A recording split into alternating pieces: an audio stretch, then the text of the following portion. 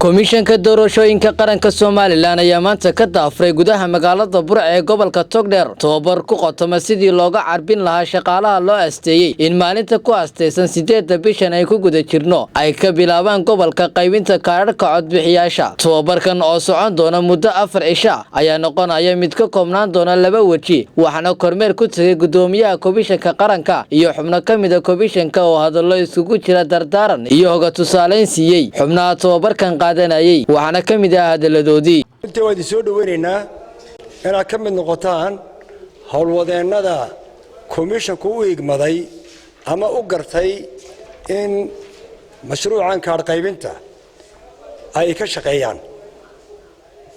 jaamacaddu ardaydeedu nala shaqeeyay sanadkii hore magac bay jaamacaddu soo jeediyeen, magac bay Togdheer soo jeediyeen.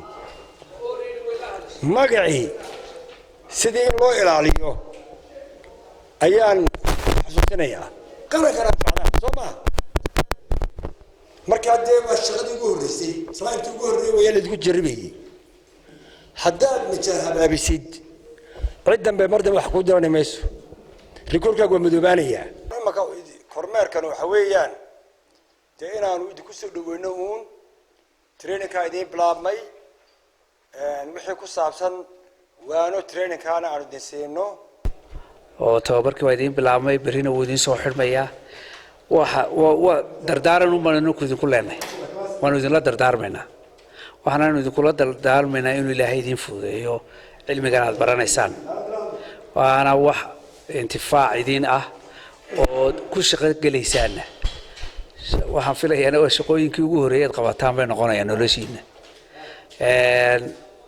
dawladdu idinku soo dhaweeyna macalinka duruusta idin wada ka faa'iideysta, waayo markaad shaqada gasho heli maysid jaaniska. shaqadu waxa weeye waa la ordayaa, jaanis u heli maysid wixii ku dhaafay.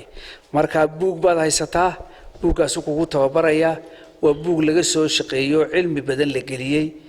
run ahaantiina markasta waa la bedelaa qoridda buugga dhacdooyinka uu ku cusub marka hore buu ahayn. markasta uu ka faa'iideysana waa buug la update gareynayo. sidaa daraadeed ka faa'iideysta macalinka hadda haysataan, idinku dhexdiinu isku weydiiya su'aala. idinka dhexdiinu buugga aad yaanu noqon buug inta la yara eega la iska tuuray. waa buug ma dhow markaad shaqada gasho aad u baahan doonto, laakiin baahidaad buugga ma dhow u baahanaysaa dee shaqadii baad ku dhex jirtaa already. marka buugga iyo macalinka la socda oo feejignaada, taas waa mid. talabaad waxa weeye waxaan idinku aaminaynaa inaad kaararkii qaybisaan. intaas oo 100,000 baynu qaybinaynaa kaararka aynu qaybinaynaa waa cad bisil. tii hore diiwaangelintii aynu gelaynay dee qofku uu imanayo waa la diiwaangelinayay, ka xaba uu haystay wixii oo dhan baa la doonaya in la qaado.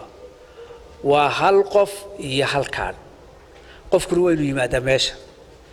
hadday islaantu umusho waana tiraahdaa soo qaad, waa inuu gaariga ku soo qaadaa uu yidhaahdaa waa tan suulka saaraa.